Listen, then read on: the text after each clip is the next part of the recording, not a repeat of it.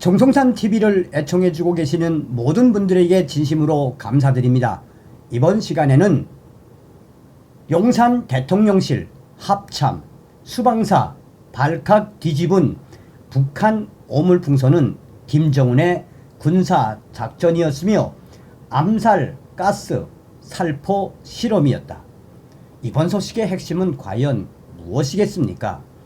북괴 김정은 정권이 탈북민 단체와 대북전단 단체의 대대적인 대북전단에 오물풍선을 계속해서 날려보내고 있지 않습니까? 이번에 충격적인 분석에서 우리 군과 정부가 강하게 대처해야 합니다. 정성산TV 좋아요, 구독, 알림은 큰 힘이 되겠습니다. 후원해주시는 모든 분들께 가열차게 멸공. 김정남 암살가스 살포 가능. 김정은 정권의 오물풍선은 북한 실험이었다. 지난 7월 24일 오전 용산 대통령 경호처와 합동참모본부 수도 방위사령부가 발칵 뒤집어졌습니다. 북한이 살포한 것으로 추정되는 오물풍선이 대통령실 청사 경내에 떨어졌기 때문입니다.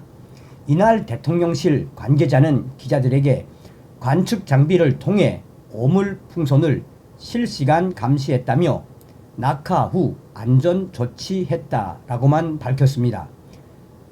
정체 모를 북한의 풍선이 국군 통수권자의 머리 위에서 떨어지는 충격적인 상황이 벌어졌는데 여격 등 아무런 선제 대응도 하지 못했다는 얘기입니다.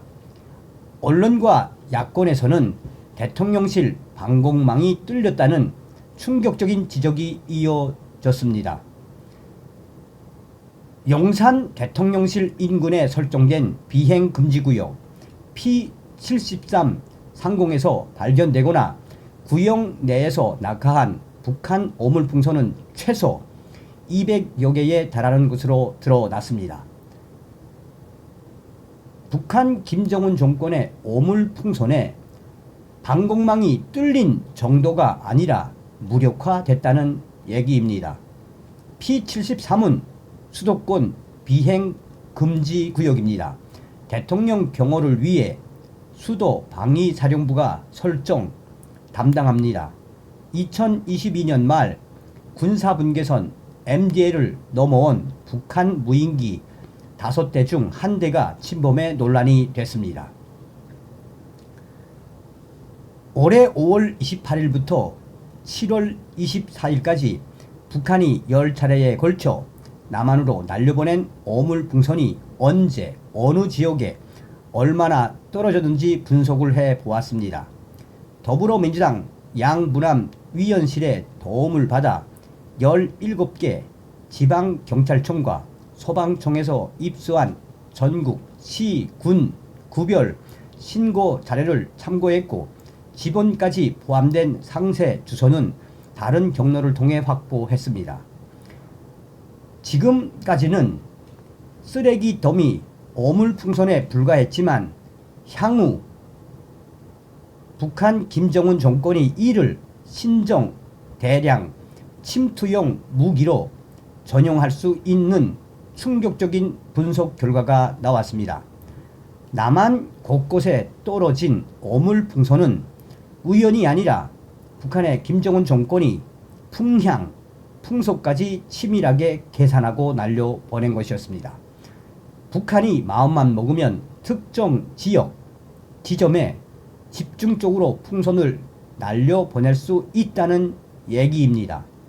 또한 살포 후반으로 갈수록 북한의 오물풍선의 성능은 좋아졌고 유효 낙하율도 올라갔습니다. 오물풍선 살포를 더럽고 저급한 심리전이 아니라 북한의 공습 데이터 축적용 실험으로 봐야 하는 이유가 바로 여기에 있습니다.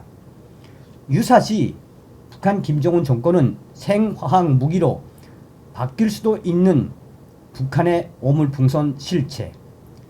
김정은 정권은 이 오물풍선 데이터를 통해 유사시 오물풍선에 자기 형을 암살한 암살 가스를 넣고 살포할 수 있는 그 가능성이 매우 높아졌습니다. 이는 초유의 결과이며 이에 우리 군과 윤석열 정부는 강하게 대처를 해야 합니다. 만에 하나 북한 김정은 정권이 자기 형을 죽인 암살 가스를 매달아 한국으로 내려보낸다면 이는 상상할 수 없는 충격적인 결과로 이어질 수밖에 없습니다. 자, 북한 무기풍선 여격과 맛풍선 급하다. 북한이 날려보낸 오물풍선의 번색이 드러났습니다. 지난 5월 28일 240여 개의 오물풍선을 뿌리며 시작된 이 추잡한 도발은 지난 8일까지 모두 17차례나 계속됐습니다.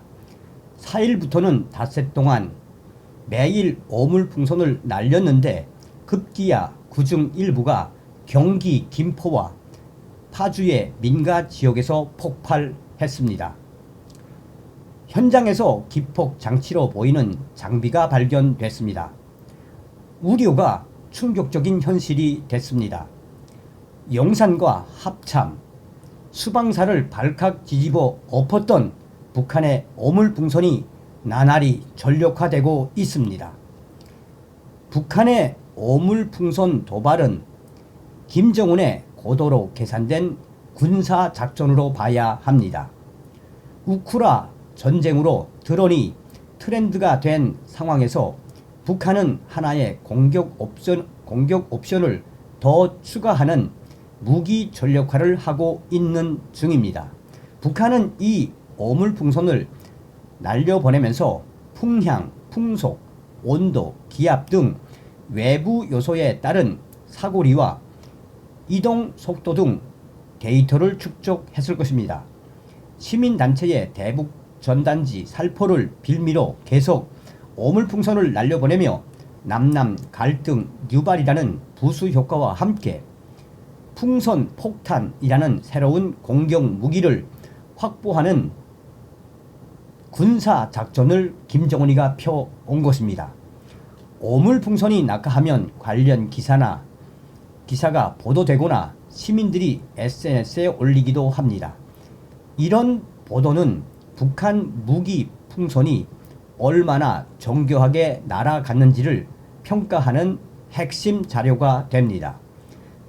이번 기폭 장치 풍선은 큰 화제가 됐기 때문에 정확한 좌표를 측정할 수 있을 것입니다.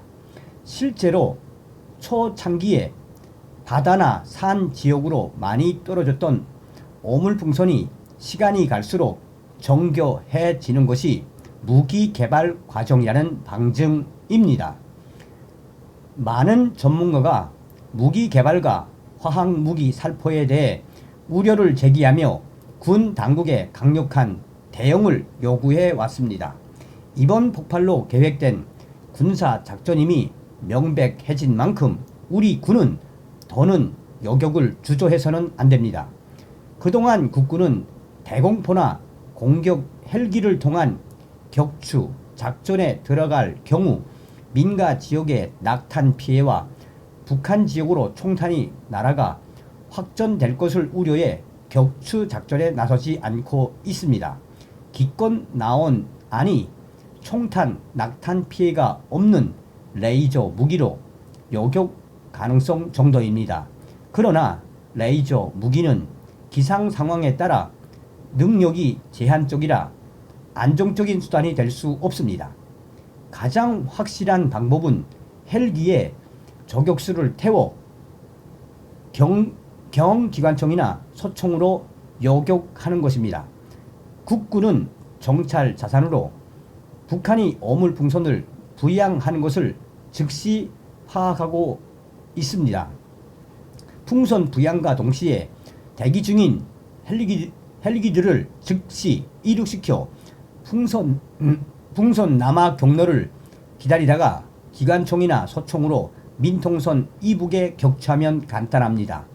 풍선의 특성상 회피 비행도 하지 못하고 큰 덩치에 느리게 날아올 것이므로 대부분 민통선 이북에서 격추할 수 있습니다. 경기관총이나 소총의 사거리가 짧아서 군사분계선 MDL을 넘어 북한 지역으로 나타날 가능성도 없습니다. 야간에 날리는 풍선은 사수가 야시 장비를 착용하고 사격하면 아무런 문제가 없습니다. 그리고 보복해야 합니다. 보복하지 않으면 계속 도발을 당해야 하고 그만큼 북한은 풍선 무기를 정교화할 수 있습니다.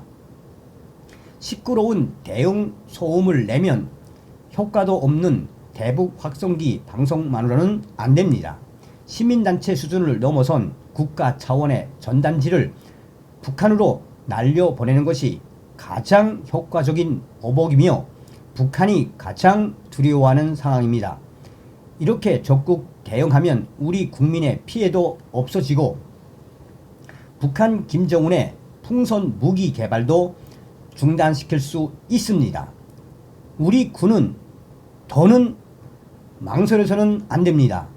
요격과 보복, 우리의 의지와 능력을 보여주어야 합니다. 자, 어떤 생각이 드십니까?